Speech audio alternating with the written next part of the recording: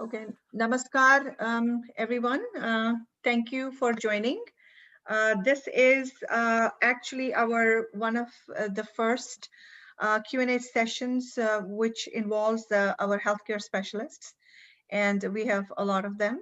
So we kind of thought that it would be great for us as a community to periodically get a panel discussion on subjects which are of interest and influence to our community and other communities at large. So I guess that the topic for today is basically a subject which we have been discussing for the past 1 year, and it is still consuming our lives. We started with COVID last year, precisely February and March, and we still are in it, and it's still not under control. Since last year, as per the CDC numbers, and I'm going to quote here, the total number of cases in this country has exceeded about 26.6 million. The total death so far, a very sobering number is about 460,000, and we are still counting. The daily average of infections still exceeds 120,000, and as of yesterday, on 5th of February, the deaths per day, which is about 3,500. We had hoped that by now, a year into this, we would have had at least some therapies, some treatments available, and luckily we do have the vaccines available now. But with the vaccinations, with that good news, also came the news that we have emergence of new variants now, and with that raises too many questions. Will these vaccines cover the existing and the emerging strains? What is efficacy and stuff like that? As of now, I think that about 29 million people or 26 million people have already gotten vaccinated, and about 1.3 million get vaccinated every day. Of course, it's not reaching a lot of us. And as Nirmal was just saying, that in the state of New York, which was the hardest hit, folks are still not getting the vaccine, and especially those ones who are vulnerable and who are, I think the healthcare workers are probably covered, but the next in line, or the 65 and above, they have not gotten covered completely so far. So we have a specialist panelists today, and I'm going to introduce them, who will be discussing general about the COVID, the situation as of now, but will also be taking questions from you guys. And we have some questions which were already sent to me, and I'm going to put those questions first to the panelists. And after that, I will open the floor to any one of you who has any questions regarding the COVID. So let me introduce our panelists today. We have Dr. Anil Mattu. Anilji, could we just put the spotlight on Anilji? Namaskar. Thank you, Anilji. Let me see if I can put you on the spot. Anilji, can we put Anil Mattuji on spotlight, if you don't mind? Yes. Thank you. Thank you so much. So Anilji is pulmonologist, critical care specialist, intensivist in the state of New York, as we know, the hardest hit state. He graduated from Government Medical College, Srinagar, with me, and then he came to US in 1996. He did his internal medicine residency in Chicago, followed by a fellowship in pulmonary critical care and sleep medicine in New York. Currently, he is the chief of pulmonary division in Long Island Community Hospital in New York. Our second panelist is Sujata Ambardar. Sujata is an infectious disease specialist. She received her medical degree in Temple University Hospital and completed her residency in Washington Hospital Center with her fellowship in infectious disease at GW. She currently is an attending physician at Fairfax Hospital, Virginia, and is the chair of the Infection Control Committee and an Antimicrobial Stewardship Committee at the same hospital. Welcome, Sujata. Our third panelist is Ajay Dhar, and Ajay ji graduated and had his post-graduation in India, And he did his fellowship here in Cleveland Clinic. He's a hematologist oncologist by profession, and he works in, correct me if I'm wrong, in Virginia, and you may have to tell me which hospital it is. Ajay, are you here? Oh, yes. Okay. Yeah, I work in Northern Virginia out of 2 hospitals. One's in Reston. They're both suburban hospitals, and one is in Loudoun County. Thank you so much, Ajay. Thank you. And next we have Neha Kasba. She's a family medicine physician who works for Kaiser Permanente Group, and she attended the University of Maryland School of Medicine and did her residency and training there as well. She lives in Baltimore with her husband and 2 kids.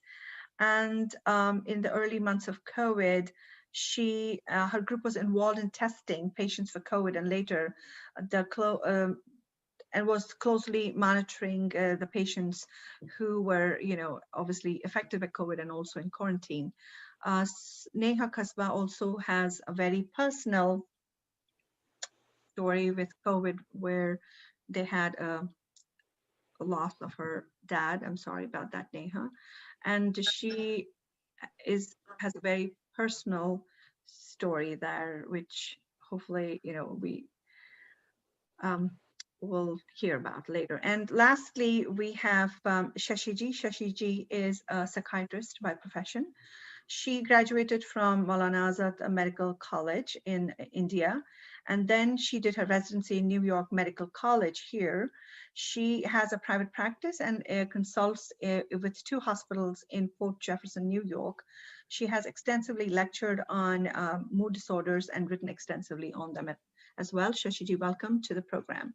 So after these introductions, I am going to open the floor actually for some brief discussion. I think Anilji here will give us a brief on what has been happening in the past 1 year since we started the infection. That was March of last year, when we were all aware that this was spreading like wildfire. Anilji, please take it from here. Okay, so namaskar everybody. I thought I would first give a little background about what coronavirus is. Coronavirus, as you know, there are DNA viruses and there are RNA viruses, and coronavirus happens to be a single-stranded RNA virus, and it affects both human species as well as animal species. And coronavirus is mostly notorious because it is the reason for the common cold, which is so rampant all over the world. That subcategory is also called the rhinovirus. But why it has become notorious is because over the last decade, we have had 3 or 4 pandemics because of mutations in the virus sequencing. Like I said, the coronavirus can affect both humans as well as animals. There are certain coronaviruses which are specific to humans and don't get transmitted to animals. There are certain coronaviruses which are specific to animals and don't spread to humans. And there are some strains of coronavirus which are common in both animals and virus. The interesting thing about coronavirus is that from time to time, it undergoes RNA coding mutations. So the configuration of the virus changes from time to time. And sometimes if that change occurs in certain animals, and then those animals are in close proximity to human beings, there can be a spillover from the animal species to the human species. That term specifically is called zoonotic spillover. And so wherever there is close proximity between humans and animals, which classically we saw in the wet market in China, where these bats were afflicted by the coronavirus, the spillover occurred. We have seen it in the past as well. As you know, in 2003, we first had the SARS, the initial SARS, also called SARS-CoV-1, also called severe acute respiratory syndrome, which caused symptoms similar to what we have. But luckily, it subsided. It mostly affected people in the Asian countries. There were a few cases in America as well, but we were able to control it. It was not as transmissible and not as lethal as the SARS-2. Similarly, same thing is true about MERS, Middle East Respiratory Syndrome, which started in, I want to say, Saudi Arabia. And again, we did have few cases, but again, it was not as transmissible. The thing with SARS-CoV-2 is that, one, it is much more infectious and it is much more lethal. And that's where the problem started. So it looks like the problem started in the wet markets of Wuhan in China. And I don't want to go into the specifics or say for certain what happened. It looks like the Chinese authorities initially didn't think much of it till it got out of hand. And they thought they would be able to control it just like they did with the SARS one. But it got out of control. Where the Chinese are definitely to be blamed for sure is the fact that they restricted travel from Wuhan to other Chinese cities. So when this happened in November, December, January, you didn't see any cases in Shanghai or in Beijing. Yet those people were allowed to travel internationally to all over the world, including Europe, especially Italy. And why Italy? Because the Chinese have lots of projects going on in Italy. So it spread like wildfire in Italy. And now, because this world is a small village, there are flights coming into all different airports, and New York being an international hub, that's how the virus came over to United States. And then what happened is a different story. And if you want, Archana, I can elaborate about why specifically New York was hit so hard. Anil, absolutely. Let us move on to maybe other panelists, and we'll come back as we have more questions in, like, keeping with the timing and stuff. Thank you so much, Anil, for giving us a little bit of background that where we started last year and what is going on since then. I'm going to invite Sujata and ask her, since she's, obviously infectious disease and has seen enormity of cases of various severity in the hospital. I just want to ask you that where in terms are we today in containment with, the treatments and stuff, but with vaccine especially? What do you think going forward is the chances that in the next 4, 6, 8 months, we'll come back to normal? And is that realistic even for this year? Yes, so first, namaskar, everybody. And sort of transitioning first to what Anilji was saying, our first case at Fairfax was a 75-year-old man who had come on a cruise. And at that time, CDC was saying that the risk factor was that if you went on a cruise and he came in with cough, and then he was diagnosed, then his wife got diagnosed, even though she had no fever.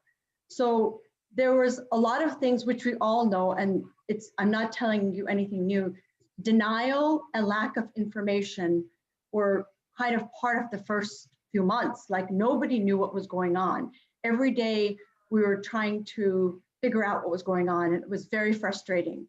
So, but with the treatments, we know, and I'm going to try to make it brief because everybody knows we started out with hydroxychloroquine. Nobody knew what was going on. Hydroxychloroquine, azithromycin. Then they found out that it wasn't working.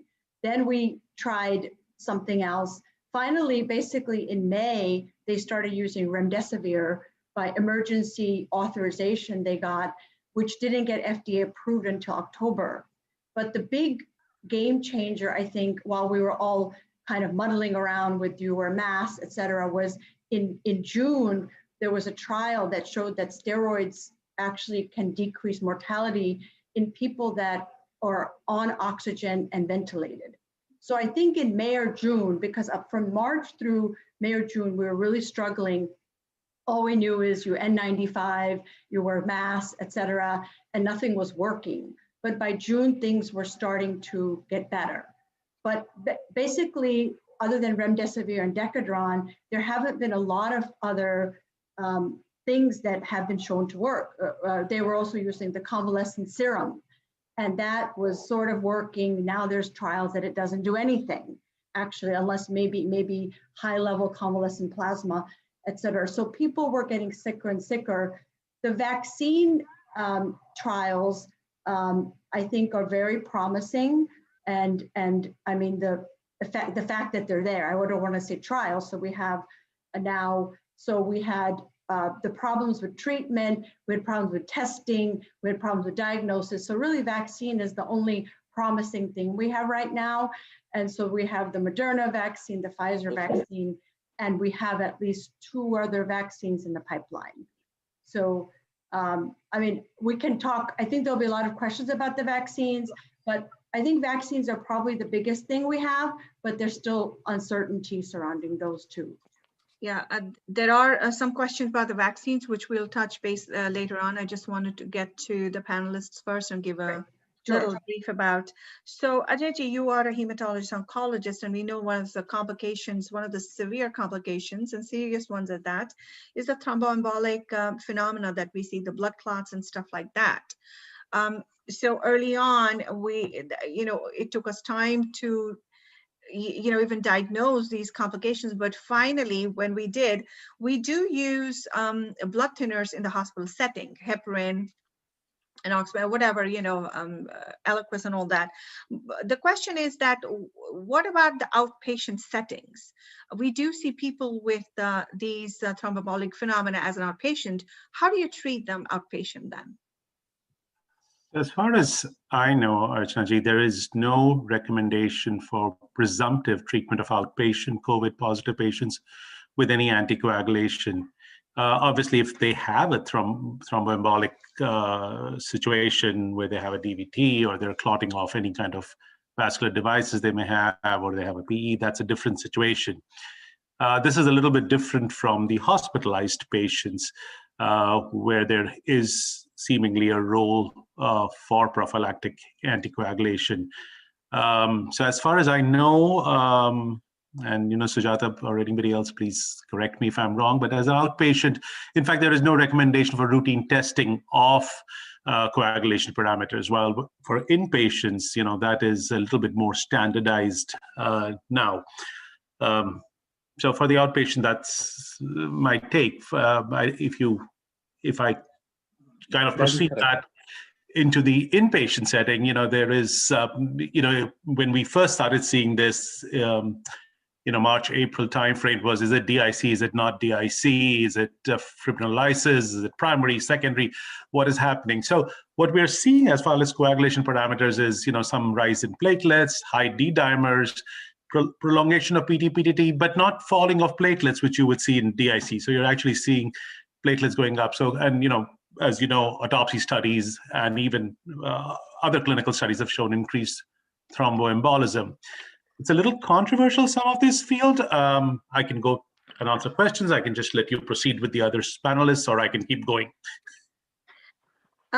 So Ajayji, I'm sure there will be questions later on regarding the complications and stuff like that from the audience. So I'm going to move on to Neha Kasba. And Neha is a family practitioner. And she my question, not a question, I just wanted to make a comment on the schools. Like, we know that the schools are hybrid right now. And with them, possibly, I don't know when the schools are really going to go open fully for the students. But even now, some students go a couple of days a week. So we know that the kids really are not getting the vaccination, but they are in touch with, their parents, their grandparents, and of course, the teachers, who then, if the kids are the carriers, then obviously, the downfall is on those folks then. So what do you think is happening in terms of the kids being the carriers and the spread of the disease, while the general population is not vaccinated, that much? And so what's going to happen in March and April when these kids go to school? And my other thing would be for you to touch on obviously the vaccines have not been tried on pregnancy and breastfeeding. So if you could touch on that a little bit. Yeah, so obviously for the sake of time, I'm going to try to keep it as brief as I can. But for the schools, so oftentimes adults are getting tested for COVID at much higher rates, and this is just anecdotally, as compared to children. And so it's basically every school is reopening based off their jurisdiction, based off of their school board. I don't know if that they are following any guidelines. I'm not aware of truly any guidelines that are being used in the decisions of opening schools. Again, the thought that children are carriers, yes, it's definitely well known. I mean, you would be remiss if you still think that there are not asymptomatic carriers. Okay, there are people that I have seen, children, young adults who are completely asymptomatic and have COVID, and basically during their quarantine, just sit at home and watch Netflix. They have no symptom whatsoever. So yes, there is that risk of asymptomatic carriers, but what schools are doing, each jurisdiction, each state does something different. And then your second question was about pregnancy and breastfeeding. So the American Academy of Obstetrics and Gynecology, ACOG, which is one of the ruling bodies in guidelines related to pregnancy and breastfeeding, they have made a statement. Statement is interesting. They say that the COVID-19 vaccine should not be withheld from patients who are pregnant who meet criteria, and the same for lactating, breastfeeding moms as well. So the verbiage is the vaccine should not be withheld. And anecdotally, when I see sort of colleagues who are pregnant or expecting, most of the pregnant patients who are in high contact, close. So the healthcare workers that are in high contact with COVID positive patients, they are getting vaccinated. But that is the exact verbiage of what ACOG says. And I think at the end of the day, it's what you and your obstetrician, what you and your PCP decide. Thank you, Neha. And let me go lastly to Shashiji. And we know that with all the treatments and all that we are talking about, the emotional burden of COVID has been enormous. I mean, whether it is basically a person who has been, holden in the house working 7 o'clock in the morning to 7 p.m., the kids at home trying to tutor them. Some people, unfortunately, have had loss of jobs and stuff. It has already, we have seen that many in our practice, I am treating more people with depression this year than ever before.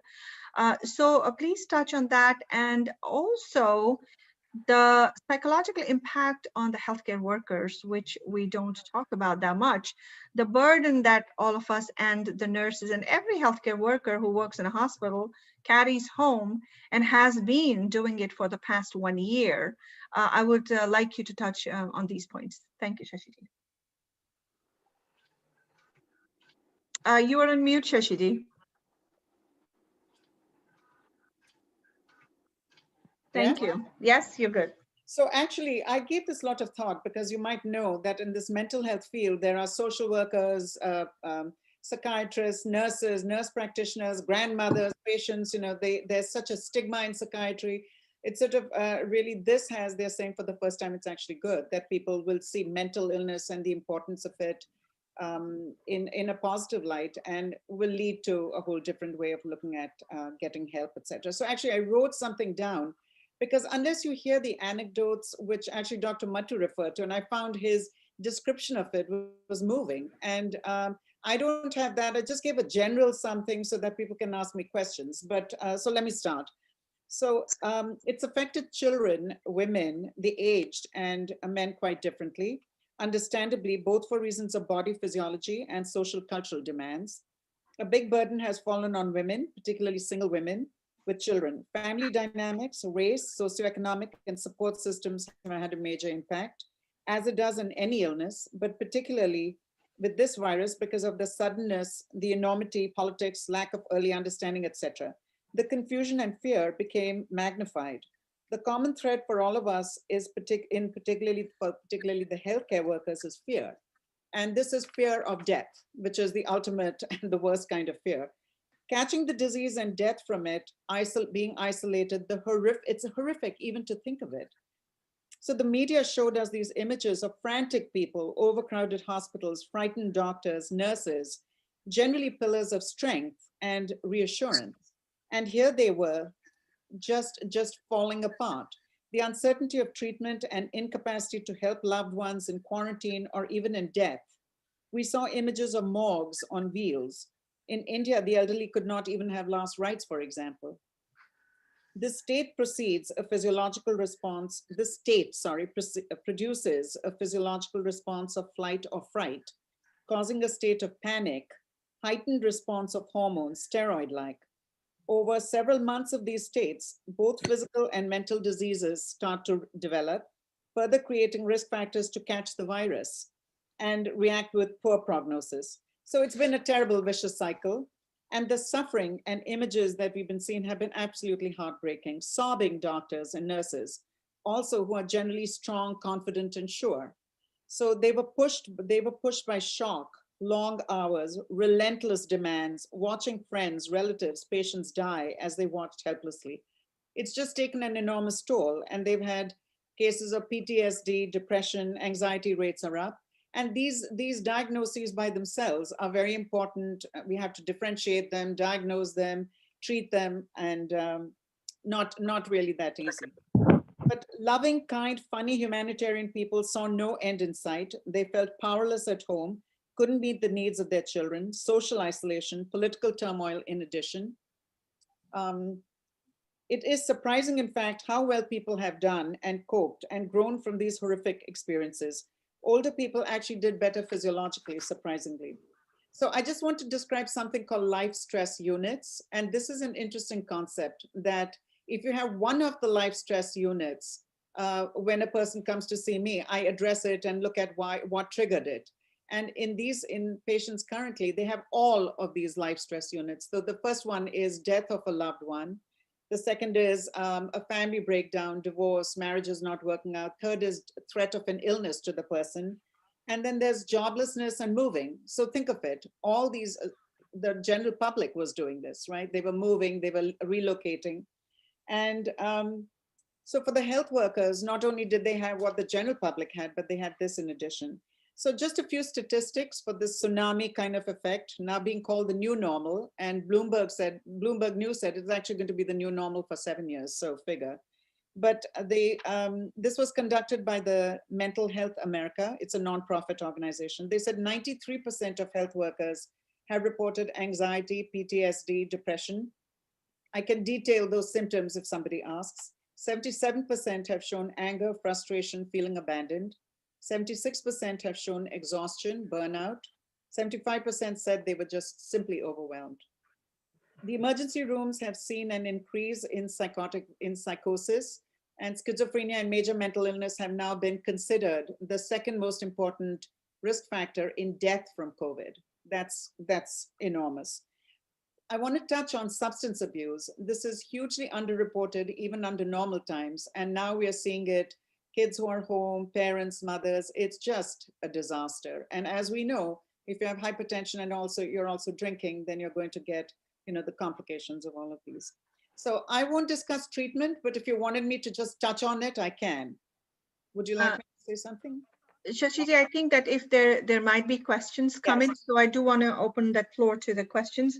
Before that, I just want to make just one comment. We've had many physicians and many healthcare workers in our own community who have been infected. And, last year we did a COVID session last April when we were starting. And that time I had two physicians who at that time, that was early April, had already gotten COVID. Since then, many more of us have had to deal with it as an illness, but more importantly, we have also lost some of our beloved community members. And the loss is very, very, very personal for Neha here. And I would like her to touch on that for a few minutes, Neha. Sure. So I lost my father to COVID in September. My father was 67 and he first developed symptoms in August. It was a very horrific experience. And the days prior to when my dad had onset of symptoms, so the days right before he started having the body aches and fevers, he was with my mother. and they were together and, for all those 5 days. And my mom thankfully tested negative and my dad tested positive. So it just, goes to show just how confusing this virus can be. I do want to say that as many people know, but can't really grasp, is that when you lose someone to COVID, it's in a very difficult circumstance. And what I mean by that is our loved ones were isolated. We were not able to go visit them. We were not able to be by their side. And that's not only for my dad, but also for the other 450,000 people that lost their lives. My dad's course was, he was in the hospital for 40 days. 17 of those, he was fully conscious and alert and requiring oxygen. And then 23 of those days, he was on a ventilator. After my dad passed away, I joined a COVID loss group, which has provided me a lot of solace, and I've met thousands of people who've lost loved ones. Listening to their stories in some ways makes me feel less alone in my grief, but it just shows how traumatic this has been. And I spoke to a couple of my friends, and I'll just briefly share what their family members went through as well. So one of my friends, Sabila, and I got permission from them before, sharing, but Sabila lost her father, and he contracted it in a rehab center after getting knee surgery in March.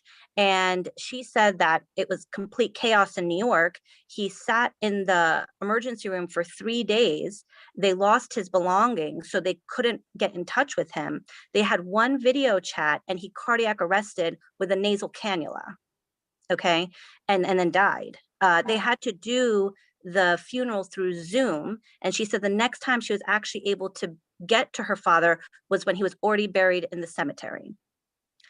So, that's traumatic. And, those traumas, and the same for me, my father was emergently intubated, and that's a very traumatic experience for my dad. And we will live with that, till we leave this world. And that's what COVID does. It strips you of being able to be with your loved one.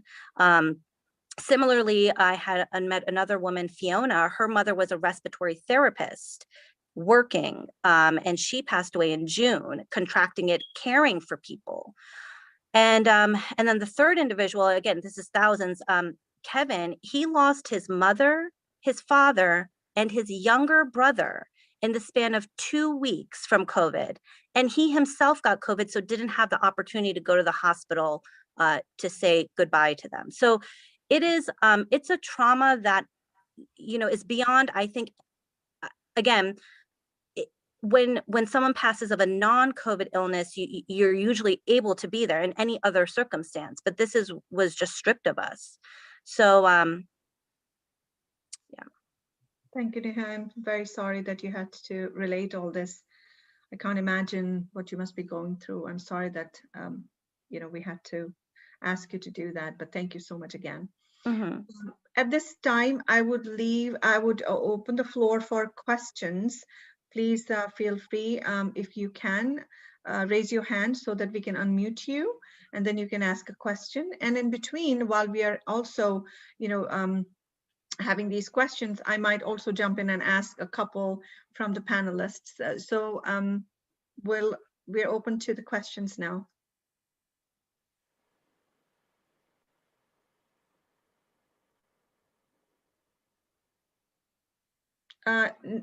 Okay, Nirmalaji, can you unmute yourself, or I'll try. Anilji, can we unmute Nirmalaji? I did unmute. Thank you.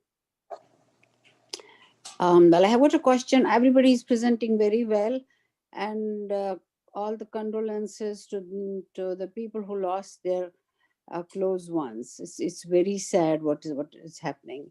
I have a question for Shashi, Dr. Shashi Shukla.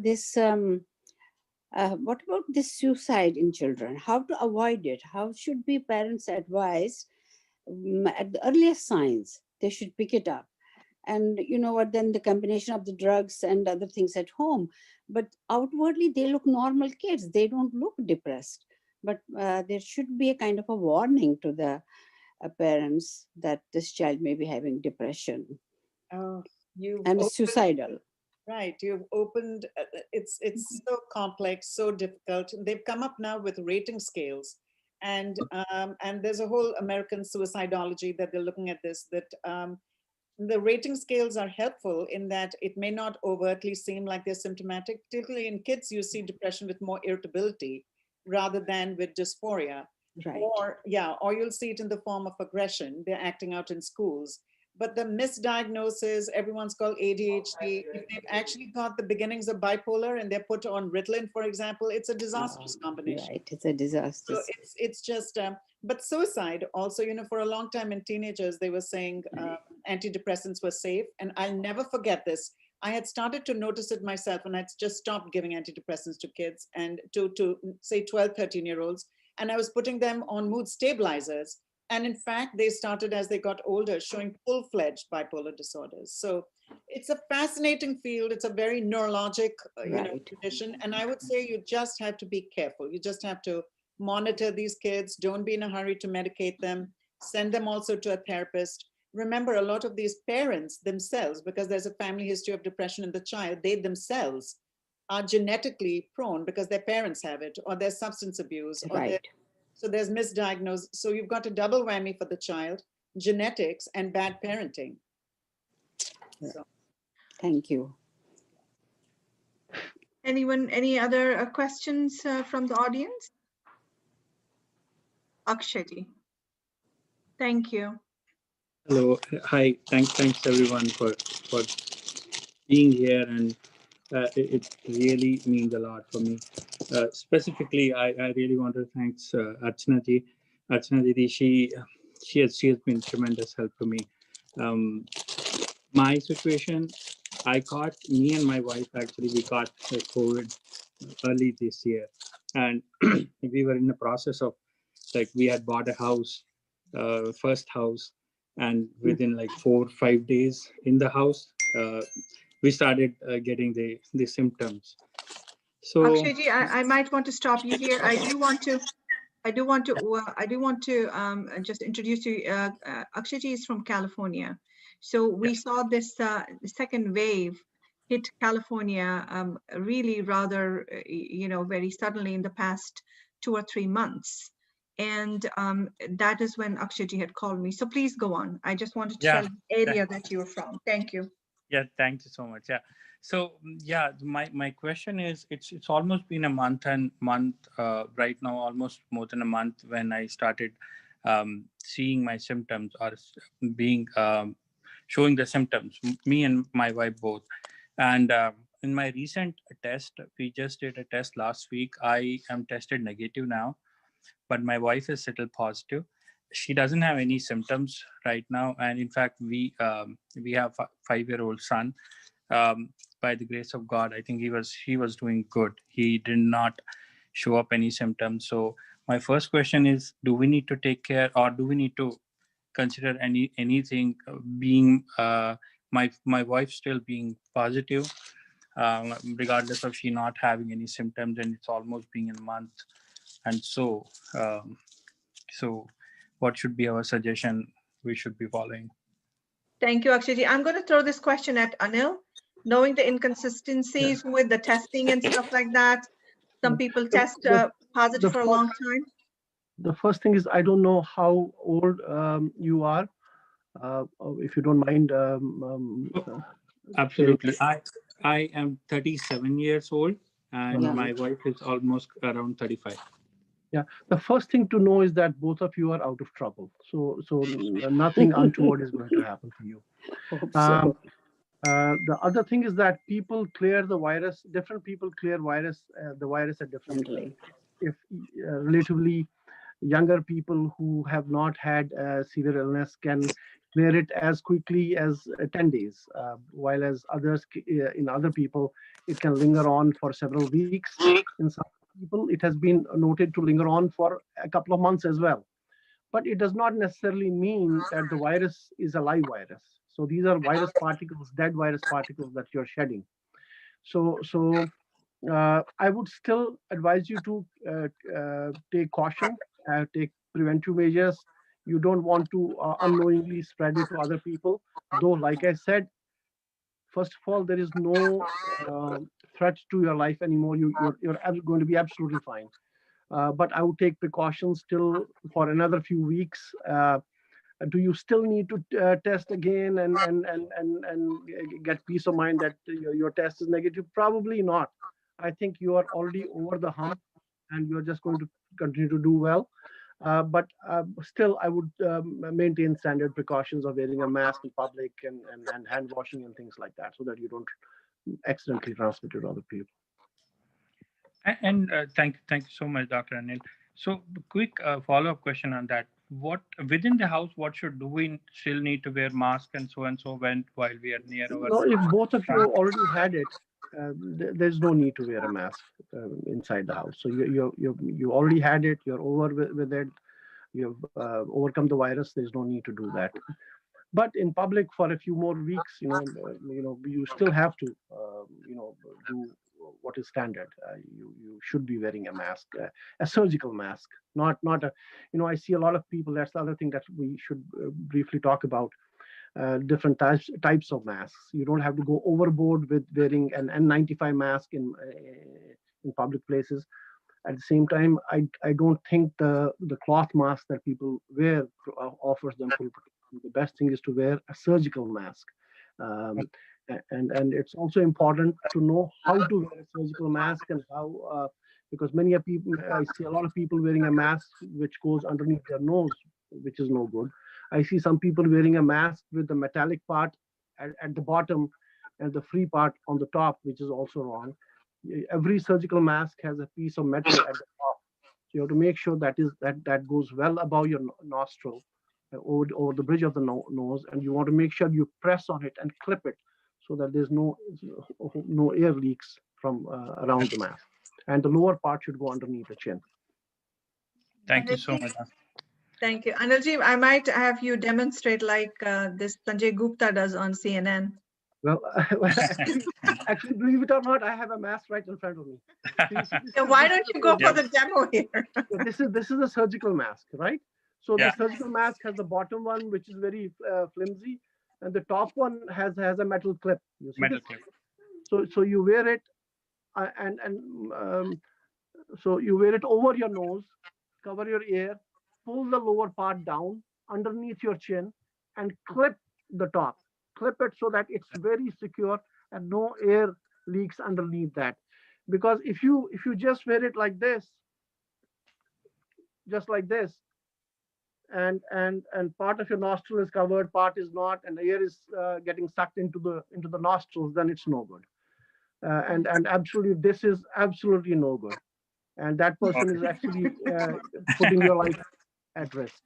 And one other thing, Archana, while I'm at remember one thing, if there's something that you guys can take from this meeting, it is, remember, you will catch COVID from the source that you never suspect you will catch it from. That's very, very important to know. Right. You're not going to get COVID from a market because you'll take all the precautions and everything. But where you will go catch COVID is, you'll go to a restaurant with a few friends and drop your guard, not wear the mask, and you feel that your friends are okay, but one of them will have had COVID and he'll spread it out to you. So that is very, very important. That definitely relates to my story. I think I didn't know where exactly I catch, but yes, the restaurant story. I had my sister who had visited me, and we went out to a grocery store. That is, you will get COVID from the person that you least suspect you will get it from. Yeah. Thank you so much, Doc. So we each have some pareshan gum. So don't worry, you're going to be just fine. You can call me. You can always call me on the site. That is why we are having these conversations, so that we put people's anxieties at rest here. And this is a place to do that. This is family. Loved it. Thank you so much. I have one more question, Dr. Just that you might have seen in India, right? We call in India Tachwana Sari, COVID. So currently, whenever we call anyone in India, right, absolutely almost 80% of people, they say, sorry. What should be our suggestion to our parents? It is more out of ignorance, and you absolutely have to caution especially your elderly parents, to be very careful, Careful. extremely careful, because Yeah. this is not a disease to play with. You No, I cannot know rectify a that. mistake. The most important thing is prevention. And in that, wearing the mask is the most important thing, followed by hand washing and sanitizing. Do not tell them not to put their guard down. This is so important. There's a lot of, you know, casualness in India, and you know, It is it lot of it seems that the mortality rate is low. It could partly be because there is more innate immunity in people from third world countries, and people are younger. But elderly people and people with health conditions are at tremendous risk, just like in the Western society. Thank you, Anil. Anyone else has any questions, please? Anyone? Is that Fortunate. is that 5-year-old at risk? How is your son doing? He's perfect. He's doing good right now. He's just playing here, and he was always. Oh, Hi. fine. look at that. He's going to be fine. So yeah, From an ID perspective, if it wasn't you, you know, your son, is a child like that at risk, some risk? Or it just depends, as the doctor said, case by case or something? You So, know, I'll let me just give it spend to- one more okay, second yes. on this. You know, by and large, children are protected partly because their ACE2 receptors are downregulated and they have a much stronger immunity. So it's very unlikely that anything bad will happen to the child, in my opinion. We did see, however, and I'm going to give this question to Ajit. We did see, however, you know, some children early on in, I think, was it May, June, when there was a cluster of kids in New York and other states where we found that they had this Kawasaki-like disease and that was connected to COVID. Could you throw some light on that, Ajit? Not really much. I think maybe Sujata may. Sujata Yeah, I don't. Sujata, maybe you might, please? Well, I can, I mean, I'm not a pediatric infectious disease. Actually, you know what? I'm going to give it to Neha. Okay, Neha. You're on the spot. Well, yeah, I mean, the rates are fairly low, but yes, there was some concerns about MIS, multi-system inflammatory syndrome, which is like a Kawasaki's, it displays similar to like Kawasaki's would. But from my understanding, there haven't been that many, you know, admissions, and the rates haven't been that high. I just wanted to kind of throw it in there since we're talking about kids, and that was the only, basically in the last 1 year, only time that we talked about kids in general having some form of COVID. So again, I mean, anyone has any questions that could raise hands, or I could ask the panelists a couple that have been sent to me. So I will go to, Akshayji, you have another question? So yes, one quick question, Rachanaji. So I've heard many times from the people, I don't know, like they're not doctors though, just that after the infection, once the person is recovered as well, so there is still a possibility that there is a patch or something which is left over in the lungs or so and so. What is the truth behind it? Or do we need to do any kind scanning? of like body scans or anything afterwards, or what should be? Okay. You want me to take that? Yeah, Anil, you can take that. Yes, I don't want to hog the limelight, but I'll just say now. It generally will not be of much consequence to people who have had very mild illness, but people who have had severe illness with extensive pulmonary infiltrates, oxygen dependent or requiring high flow oxygen or non-invasive ventilation or being on life support, there is that risk of something called post-inflammatory pulmonary fibrosis. But people who have had just mild symptoms as outpatient, their oxygen level never dropped, their chest X-ray looked near normal or had just minimal abnormalities, I doubt it very much if there will be any long-term consequences. You can go overboard and do a CAT scan to see how much residue there is, or you can do lung function tests in a pulmonologist's office for your reassurance. But by and large, if you just had mild symptoms and your X-ray was near normal or just some subtle infiltrate, it's not going to have long-term consequences. Oh, thank you so much, doctor. Thank you, Anil. Yeah, sure. Thank you. I'm going to ask Sujata a question while we have other audience probably getting ready with us. I have a question. Can I ask a question, please? Of course, yeah. Oh, and yes. This is Amita. Hi, Anita. Namaskar. I wanted to ask, talking about the immunity, have there been any worst cases with people who have autoimmune disorders, if somebody knows that? And what is the reaction with somebody with autoimmune disorders does get exposed to a COVID patient? Do they react more easily? Do they pick up the COVID more easily? Are they more susceptible to catching the infection? And if so, how severe is their disease? Thank you, Anita ji. Ajay ji, do you want to take a shot at it, please? Sure. I mean, there have been, population-based studies on people with lower immunity, especially low lymphocyte counts, where it seems like they may have been more susceptible, but there have been equally number of studies that have shown patients with cancers on chemotherapy have not had an increased risk of COVID infection. So I think the question would be really, in people with low, like combined variable immunodeficiency, where the immunoglobulins are low or their lymphocyte counts are low, which would be susceptible to viral infections anyway.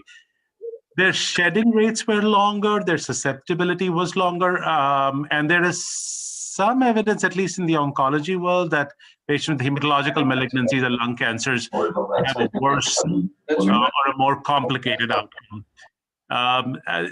Taking the treatment aspect out of it, but our transplant patients are the other ones that are at risk for a long time because their immunity is not back to normal for many, many months, even after the transplant. And a lot of those interventions got delayed or have been held up because of this fear. So I would say that the slightly increased risk, the evidence is kind of mixed though. But that's understandable. Immunodeficient patients would be more susceptible. My question was related to people who have autoimmune phenomena, who have autoimmune diseases. They're not manifesting a disease. Their hematological parameters are normal, except for showing that they have an autoimmune setup. In those situations, what would be the outcome? So in patients who have autoimmune...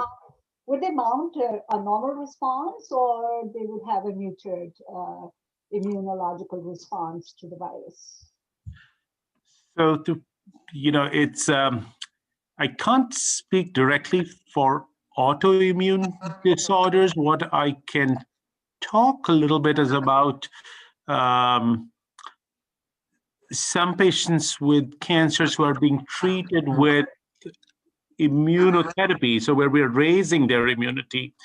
And the fear was that the immune-related side effects from COVID would be worse because a lot of what we're seeing complications with COVID would be related to the patient's immunity. We haven't seen that. That's obviously not that many patients, so it's something that we will probably know more about with time. I don't know about autoimmune. I don't know, Sujata, if there's anything with somebody with lupus or Lupus. Yeah. I think one of the problems is that when this started, they were trying to collate a lot of data for risk factors. The majority of risk factors were still diabetes, obesity, hypertension. Right. And then, at least I know, I'll tell you, in our area, it was definitely based on socioeconomic and racial parameters. And in our Fairfax County, we have a huge Hispanic population. So 80 to 90% of our patients that were hospitalized were Hispanic. So ironically, a lot of the patients with autoimmune disorders, or I have patients with HIV, they're so good with masking and staying in isolation, they actually didn't get sick. Yeah. So I don't think we have the numbers to really tell you whether they're at higher risk, but I will tell you that I've seen transplant patients get inflammatory disorder, cytokine storm, and HIV, but we actually didn't see that many because I think they actually isolated Yeah. themselves and used preventive measures better. I just wanted to piggyback off of something Sujata Aunty said. So I'm a outpatient physician, and 80%, that's a number gotten off the CDC, 80% of people who have COVID have mild to moderate. Okay, so that's the vast majority. And I can just tell you anecdotally, I've had patients who have stage 4 COPD. I have patients who have a setup for autoimmune, who have full-blown autoimmune, who are on chemotherapy. They have all gotten COVID and they have all done perfectly fine. Okay. Yeah. I have seen them. Okay. I have seen that. I monitor them for weeks on end, and they sit at home, they monitor, they do perfectly fine. On the contrary, I have seen a 40-year-old who had absolutely no medical history, absolutely fine, on a ventilator within 1 week of getting COVID. So again, this is just my anecdotal experience. This is for everyone on the panel and everyone's listening. I think one of my pet peeves at the end of this is that, people always say, oh, well, did they have a pre-existing? And if I could tell you every single person who has gotten severely ill, who had no pre-existing condition, it would change your mind. I think it's actually, I would agree, the only two factors I've seen is obesity and diabetes. Those patients fare a little bit worse, but everything else I've seen anecdotally, I've seen people you think would be a death sentence if they had COVID, given the list of their past medical history. And they did beautiful. They did just fine. I completely agree with that. And they have, this is the same type of observation. You had so many nursing home patients get COVID and had hardly any symptoms. I had an 83-year-old gentleman had COVID, was on a ventilator for 5 days, came out. I just talked to him yesterday. He's just about blood pressure. He's worried about his blood pressure. Okay. So I think that this pre-existing comorbidities is a moot point. It's a moot point in my mind. I agree though. Diabetes and obesity. These two, in my opinion, are probably the biggest. Are the topmost. And definitely, I agree. Agree with everyone, because I am also a patient and I've seen hundreds of cases of COVID by now, and there is no relationship with autoimmune except for diabetes and obesity. I've had patients in nursing home who are 97-year-old, 98-year-old who have gotten COVID and have recovered completely, have gotten the most mildest disease. And like everyone here agrees that the two most serious, like I would say, the comorbidities that we have seen get the disease would be diabetes and obesity. That by far, each one of us have seen. So you think it is diabetes because of considered in some situations and not autoimmune disorders? No. Diabetes, somehow diabetics and obesity is by far the topmost two conditions where we keep on seeing these patients get the disease and also get the most severe disease and fare worse. That's the only thing I would agree upon is diabetes and obesity. That's it. Everything else I've seen, and those patients did beautifully. They recovered very well. Maybe these younger people are the ones who have the insomnia, they drink. There's a lot of anxiety disorders that aren't diagnosed. They're self-medicating with meds. So there's really under the radar a group of people who when we say they react, their bodies physiologically react more than they should. I mean, this is my speculation, of course, but there are some people who are so type A, they never settle down. They're doing 100 things at the same time. I think there's something physiologically different in these people, and they are more prone to picking up or, bodies reacting to it. So Archana, just one, a very important take-home message here. Yes. Yes, definitely the mortality rate is higher in older people, but it is very important for the community members to know that nobody is spared. So if you think you are 25 years old and you're going to be just fine, that's a misnomer. Every once in a while, you'll have somebody who will be so severely afflicted by COVID that it will change his life. And it's not just about mortality, it's about morbidity as well. So that's why it's important to take precaution. Thank you. I'm just going to ask, Malaji, you have a question, please? Yes. Yeah, I'm actually a rheumatologist here in Atlanta. Oh, good. You can, you So can I thought, give us the expert opinion here. Excellent. yeah, I thought maybe I could comment on the autoimmune question. Yes, absolutely. So what everybody on the panel mentioned is exactly what we've been seeing. There has been a compilation internationally of patients with rheumatologic diseases that has been going on since the beginning of the pandemic. And what we have seen is that those patients, even if they're on immunosuppressive agents, biologics, we're not seeing more severe COVID. I would agree with the other comment that our patients initially, when this all started, were definitely more cautious, and we were having a lot less incidence of patients catching it because they were being more careful. But I will say, even out of my own practice over time, I think people have encountered a lot of fatigue due to the pandemic. They're tired. And so even our patients with the autoimmune disease who are immunosuppressed have been catching it.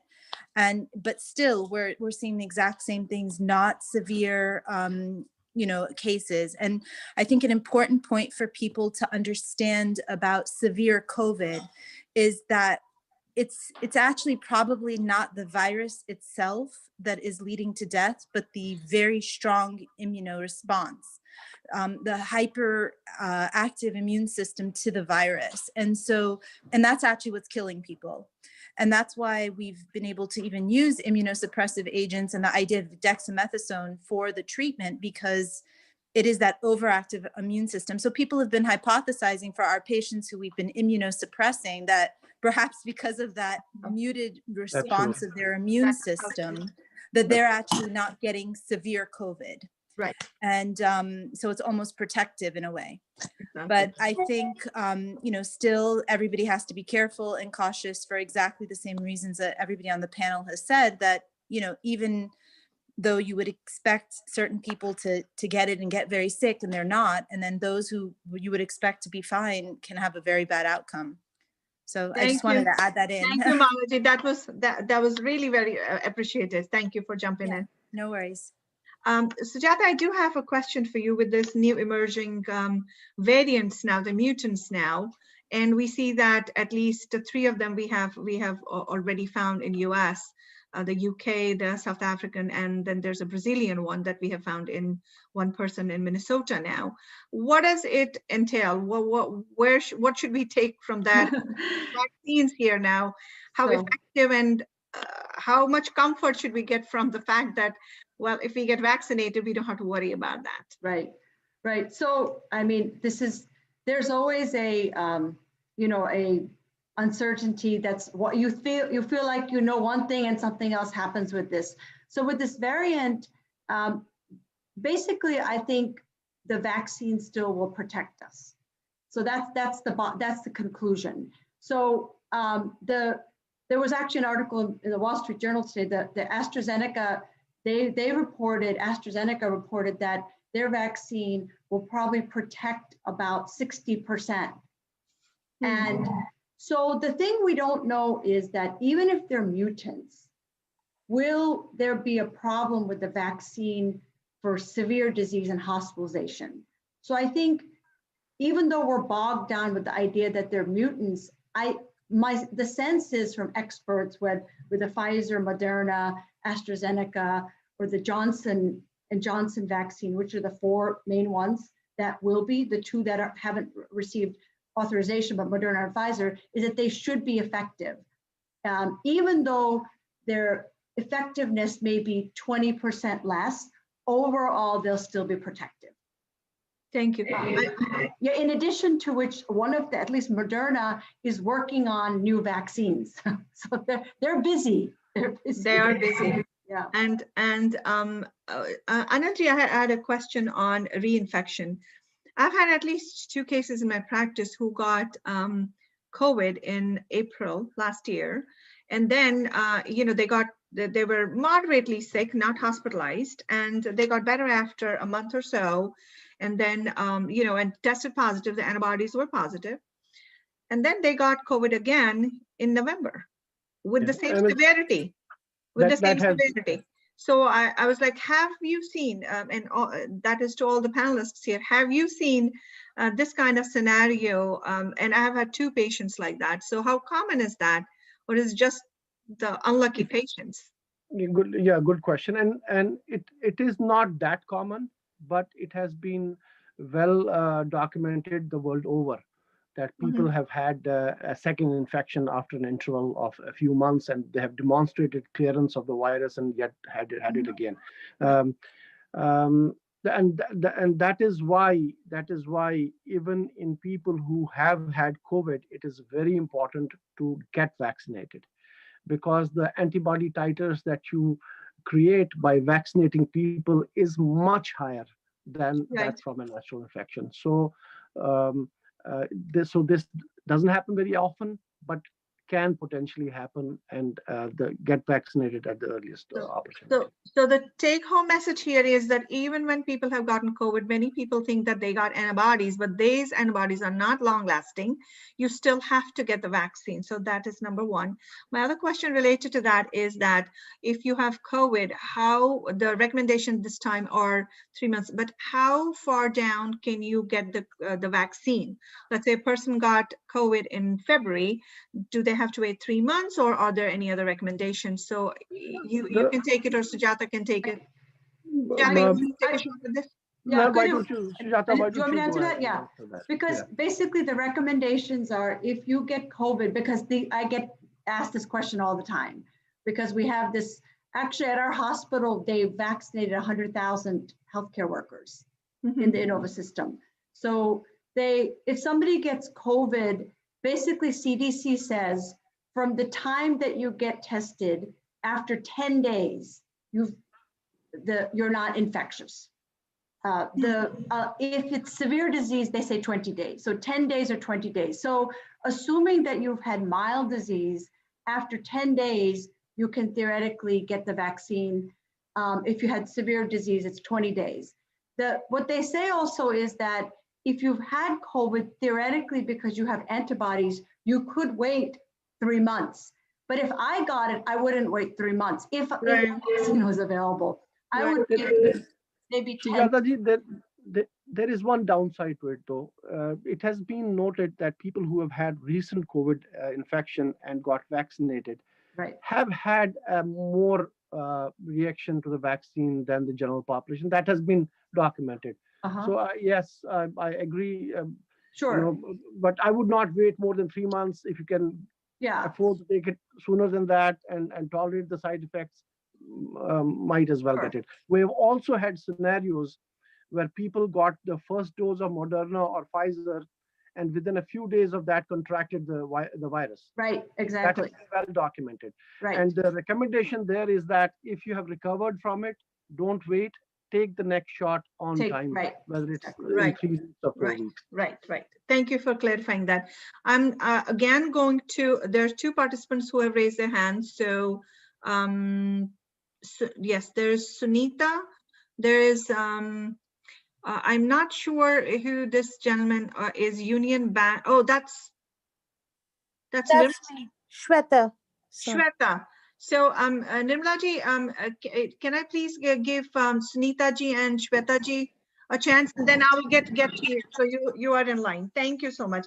Sunita ji, you wanna take your question first, please? Yeah, sure. Thank you. Thank you everyone for doing this. I have a quick question for, I don't know who, anybody. This is regarding people in India, like the older people. There is a saying that in India, they're saying that older people should not get vaccinated. So I just wanted to know, I think from Anilji, if in India, what is the scenario for older people like 70 and above? Should they get vaccinated, or why is there this information that they should not? They should get vaccinated. No questions asked at the earliest opportunity. They should make sure that they get the vaccine at the earliest opportunity. But why is there this misinformation that if people have some health condition like heart related, even here in US, they are saying people who have heart conditions should get first vaccine. But in India, it seems like it's the other way. They're saying if you are on blood thinners. No. I know know about this blood The thinner blood thing, thinners. but I don't think that carries any merit, in my opinion. Mhm. I personally don't think there's any limitation. The benefit largely outweighs the risk, and I would urge them to get vaccinated as soon as possible. But do they have, one last question, do they have any like say in what vaccine they take? Like I know there are two in India right now, AstraZeneca Yeah, and the Covaxin, yeah, both of them. Sorry? Yeah, but you know that I will say that the Moderna and the Pfizer's Pfizer. are they're formulated a little different. They're mRNA vaccines as Yeah. opposed to the Pfizer one, which is an antigen taken from the spike protein. But still, logic says that it should not.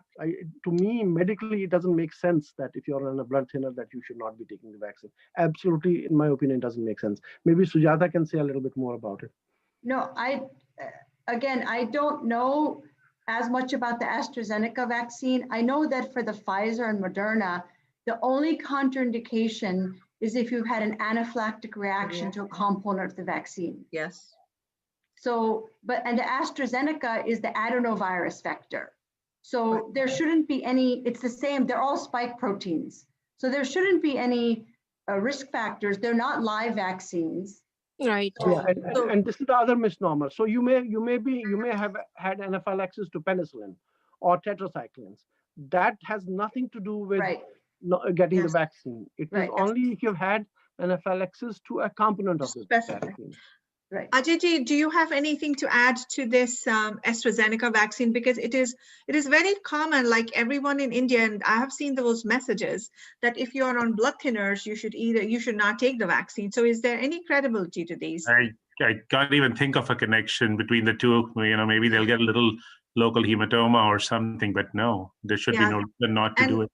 And as Sunita said, it is very commonly, like this is a common, I would say, a rumor there that if you are on blood thinner, so at least we don't know of any contraindication as far as blood thinners are concerned. Like that I want to make clear, right? We all agree to that. Thank you. Thank you. Shweta, yeah, absolutely, Sunita. Hi. Shweta ji, you want to ask your question? Thank you. Namaskar, everyone. Thank you for hosting. Apologies, I joined late, so I don't know if this question was answered previously. I recently had a baby, so I wanted to know if the vaccine is safe for nursing mothers. And that is for Neha, please. Neha, you want to readdress that? Oh, did Neha drop? I think Neha had to excuse herself. She had an. Okay, that's fine. Well, we already discussed this, Shweta, that there is at this point of time no clear guideline about taking the vaccine. Although there's not a contraindication per se 100% that you can't take it. So it's kind of an open-ended at this time. But I will let Sujata talk about that because that was already discussed. Yes, I mean, I'll just be brief. Basically, as Neha said, and Archana ji also was saying, so the wording is that I guess they say it shouldn't be withheld. So this is like a bureaucratic way to say that you use your choice. But I think most people in a pandemic would just take it then, because there's no, like we've said, is that the mRNA vaccine, as Anilji said, is not a live vaccine. It's like any other, it's like tetanus. It's a different formulation. It's like getting the flu shot. Flu is an inactivated vaccine. Tetanus is toxoid, but they're all protective. They shouldn't harm the baby and they shouldn't harm the, when you're lactating, it should be fine, it should be safe. It's just that we don't know 100% because the studies didn't have those patients. So we can't say 100%. I was actually trying to get pediatrician as well as an obstetrician on this call, but due to lack of time, I couldn't. But perhaps if there's need, we can always reconvene and discuss all these questions. But for now, I think there are clearly no guidelines. I would talk to the pediatrician as well as obstetrician, and they might give you clear guidelines. Archana, I have another Yes. comment for her, the woman asking about the breastfeeding. So I was on a recent call that had actually Tony Fauci on it in a panel, and he did mention that although it wasn't officially studied, that they know of about 10,000 women, both pregnant and breastfeeding, who have received the vaccine, who have not had any side effects. At least reported. It's not obviously an official study, but sort of the most of them actually being physicians and nurses and frontline people who were, you know, at risk, and so they got vaccinated. So that might be some reassurance that many of the doctors and the nurses who are pregnant or who are breastfeeding have taken the vaccine. So that might help. Thank you, Malaji. I didn't want to quote that because I also saw Tony Fauci talking about that, because this vaccine at that time was given mostly to the healthcare workers, and the study was still ongoing. So I didn't want to kind of throw it that. But yes, you know, women have taken it, breastfeeding, you know, lactating mothers have taken it, but they have taken it because they probably thought that that was the best thing to do at that time. And the next is Nirmalaji. Nirmalaji, you wanted to ask a question, please. You know, I have been basically a pediatrician and a pediatric neurologist. I got phone calls from some of the mothers asking me that should they vaccinate their 18, 19, 20-year-old children who have underlying seizure disorders, although there's no studies which shows that seizures get bad or worse with this. But my question to a panel is that all of you have, many of you are young and have young children. Have you thought of registering them, 18, 19, 20-year-old for vaccination? I got a few calls from few people who have been my ex-patients. I said, I have no idea. And I have not heard anyone, but one lady told me that she registered her daughter who is 18 years old. And I said, on what grounds you did it? She said she's working in a nursing home or somewhere. But what are your thoughts about it? Neither they are young nor they are adults. They are like in between. Sujata, do you want to take this one? Sure. So, I mean, I have a 20 and a 25-year-old. So the 25-year-old got the first vaccine. Okay. The 20-year-old is in college, and if it's available, the problem is he will be at the bottom of the line. Yeah. Right. If it were available, I would definitely vaccinate. Again, because like, I don't want to quote Anil They're Ji more vulnerable. But no, but Nirmala Ji, the thing is that we've seen young people get really sick. I mean, it's not common, but if you see one kid on ECMO, you know, and this was like, I mean, going back to history, again, I've been around for a while too, but I remember H1N1. H1N1. And I remember there was a football player in high school who ended up on ECMO.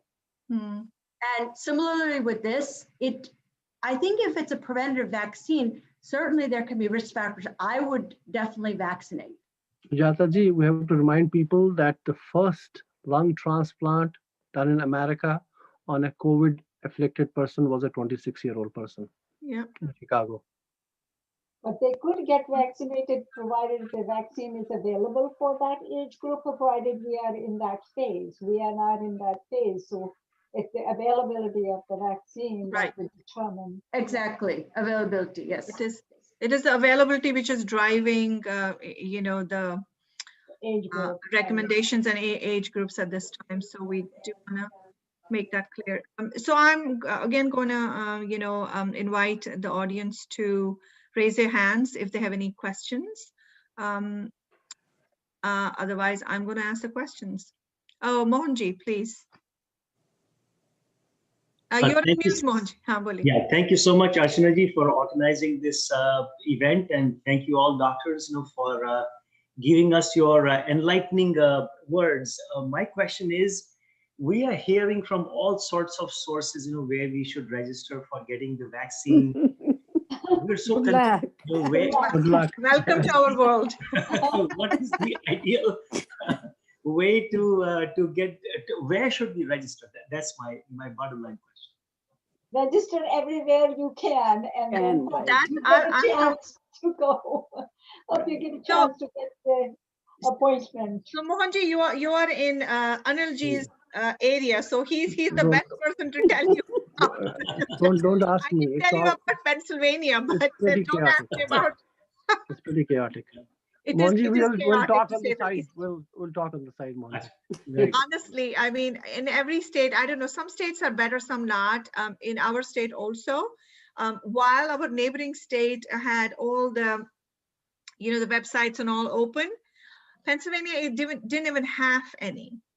So our patients are left in the dark. They don't know where to go, and they're kind of calling every pharmacy, calling every hospital. So it is pretty chaotic at this time. Archana, I'll tell you something interesting. There was an article the other day on Newsday, and in fact, I also made a comment on that. It is so chaotic. Remember, you have to register online. Your most elderly people who have never seen a computer, never worked on a computer, have no idea how to register on the computer. I don't know how to do anything. So that's the first thing. You gotta The create second an thing is that account and make an application.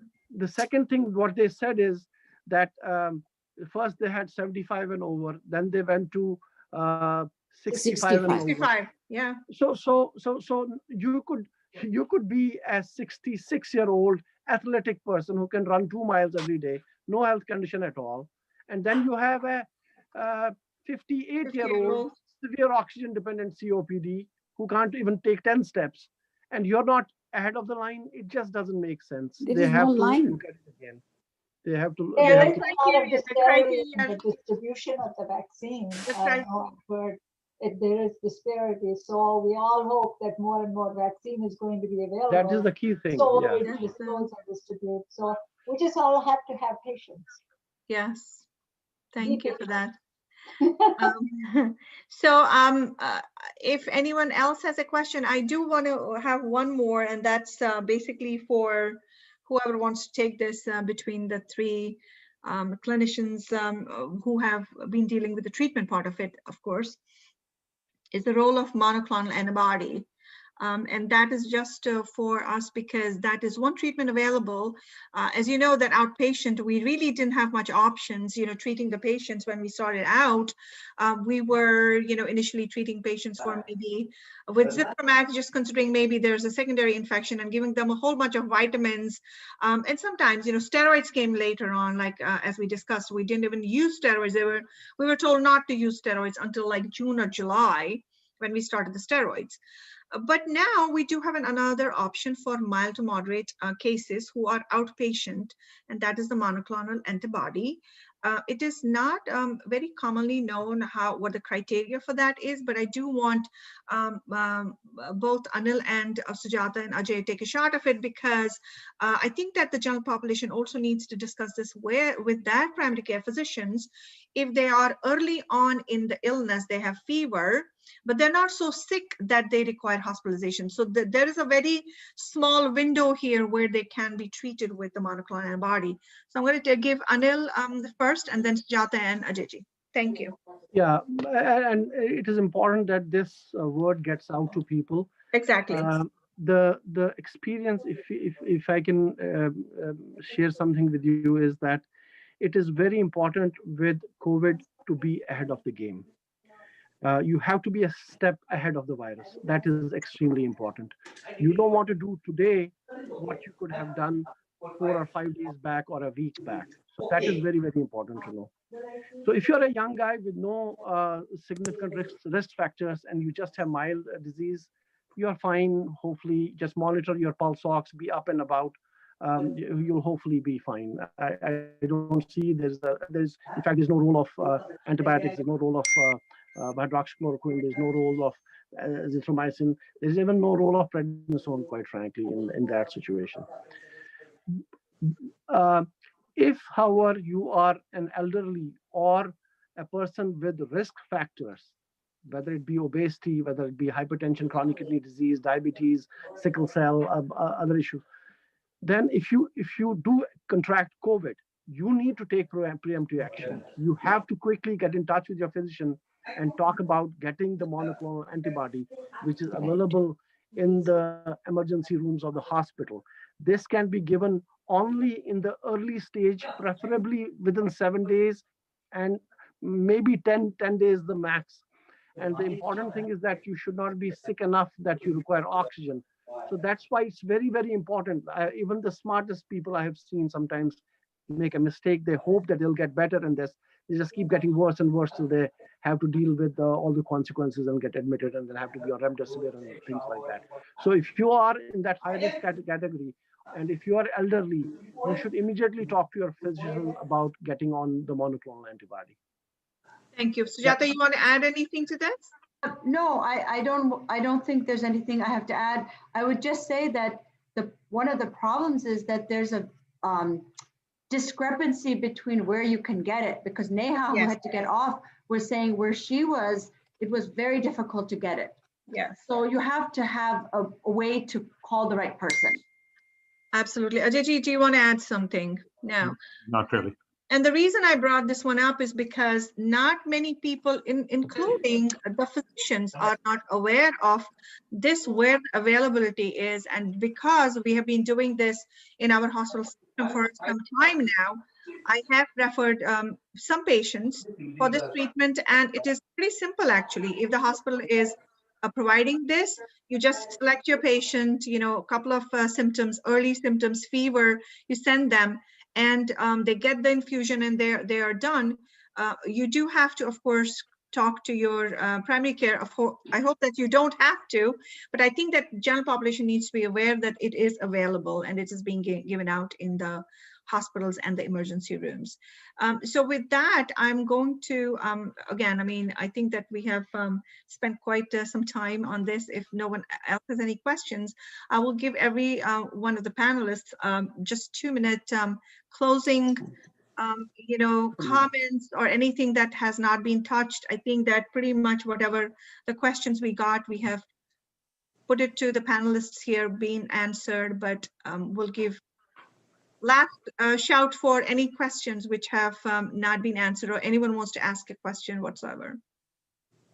Oh, Vinod Rana ji has not asked a question. So Vinod ji, you want to jump in? No, namaskar. Thanks, Chanaji, for holding this. Sure, this is very, very informational. Just out of curiosity, I wanted to know, a person who gets a second shot. So then after, is there how does the person know that he is the antibodies are remaining there? How long? Or this is going to go like a annual flu shot thing? Do we have any data on that? People, they are doing studies. Very, very important question, because at this time, Sujata, I think that you might want to take this.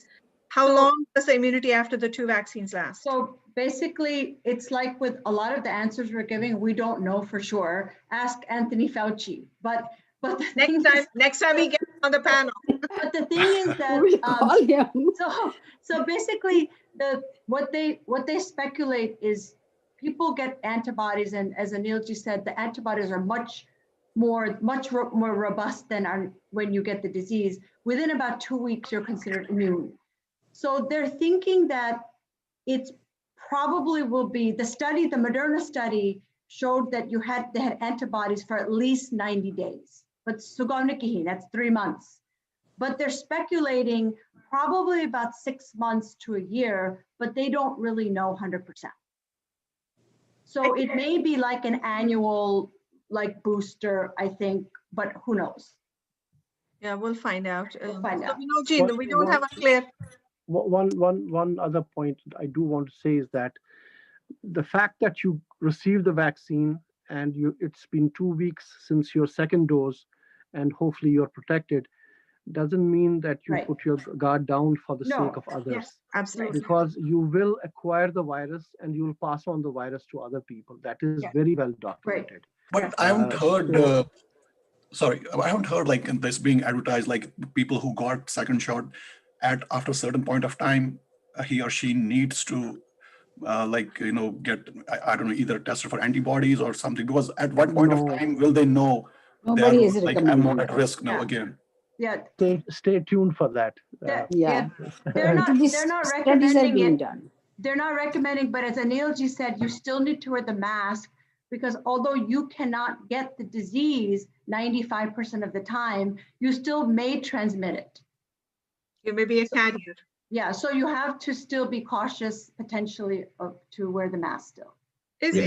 I just had like this, when we check the titers for other, vaccines and stuff, maybe we all may have to check our titers at the end of the year and see like what the levels are, maybe. That would be... I will give you one example of one of our cardiologists decided to take the first shot and got his titers done after the first shot.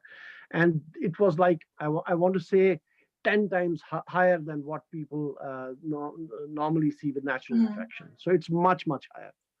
Okay. Well, we'll have to see if that stays through the year, and at the end of the year, his antibody level is same as now. So that hopefully that is true. Yeah. So I was just going to say that, I mean, the problem is like, this is such a new disease. Right. Think about measles. When you get it, you have lifelong immunity. Hepatitis B, which we've known for 50 years, we know that there's a number. Here, we don't even know what this number means. Yeah. So that's the problem. That is unknown. Yeah, it is a lot of unknowns with this. At this point, if no one else has any questions, we will.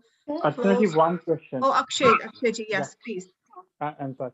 So just we touched about diabetes a lot, right?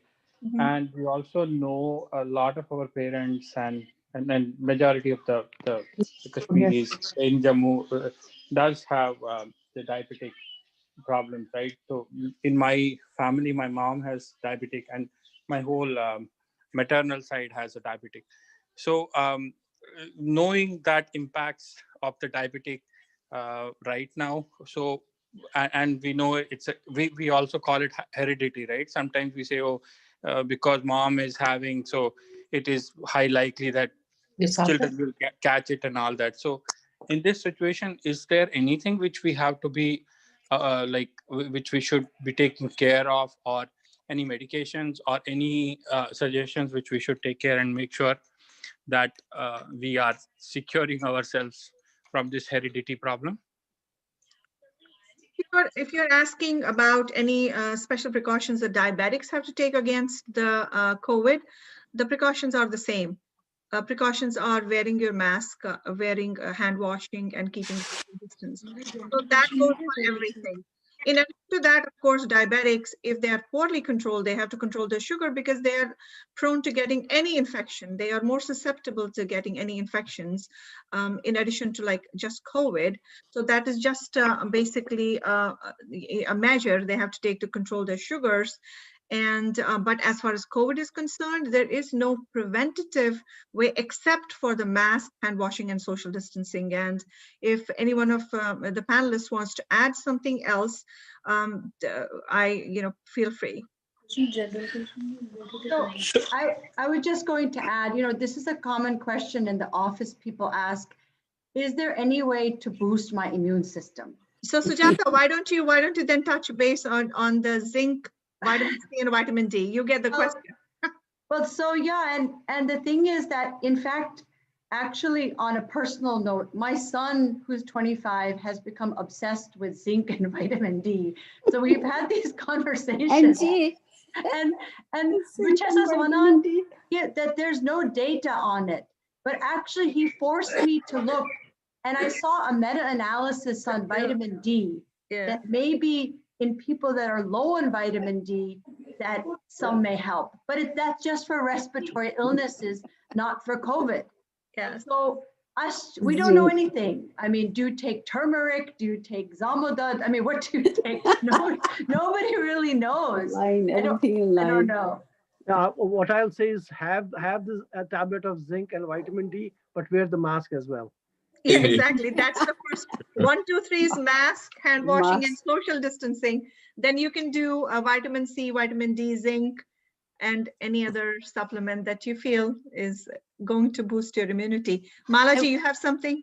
Yeah, I was going to say one thing about the vitamins, though. I think that there has been some data preliminarily about elderberry actually being pro-inflammatory and creating more problems. So elderberry is a common supplement that people have tried take to try to boost the immune system. But yes. You know, this has nothing to do with COVID, but around 15 years back, there was a big push in oncology that selenium may cause some benefit because of small trials in prostate cancer. Right. Similarly, vitamin A was supposed to be helpful in head and neck. Both those trials were negative. Actually, the selenium trials somehow seem to suggest an increased risk of prostate cancer. So a lot of these supplements, when we're going overboard, we don't know where they're stimulating, what they're stimulating, what they're causing. So, you know, just to be careful. Yeah. Exactly. Yeah. So I think that we have, you know, had a great session, and we had quite a bit of, you know, engagement of the community. I hope that this was a helpful session, and I'm hoping to have many more like this. Of course, the common topics will be, you know, something that the community will benefit from. Feel free to give us feedback. Actually, that would be very important on that email that we send out, and that will help us basically know that how first helpful this was. Second, that if it's a good idea to talk about, you know, these, you know, common topics again in future. Of course, I do thank the panel, of course, Anil ji, Sujata ji, Neha, who had to leave, Ajay ji, and Shashi ji for their, you know, good opinions and clearing a lot of, you know, doubts, and of course answering a whole lot of questions here. And of course, thank you, Malaji, for being the special guest on today's show. Now that I know you, next time we'll be calling on you. And hopefully, if Sujata, you have any influence on Anthony Fauci, we can always invite him to the same area. I had the same problem for my dad. I signed him up through the Fairfax County Health Department, but it took almost a month. Yeah. And but I have no influence. I think it's a tough time. We just all have to stay safe and stay well. No, I thought that you would invite Anthony Fauci to the show. Yeah. Oh, I don't settle for vaccines. I need a bigger catch here. We can see. You never know. Yes, why not? That would be perfect. Go for it. Go for it. Sure. With that, I thank all of the attendees, the panelists, and the community for really coming together and making this a good program. And you all have a good night. We'll be having more of these. Thank you very much again, and have a great weekend. Bye-bye. Thank you. Thank you for having us. Thank you. Thank you. Bye-bye. Thank you. Bye-bye. Bye-bye.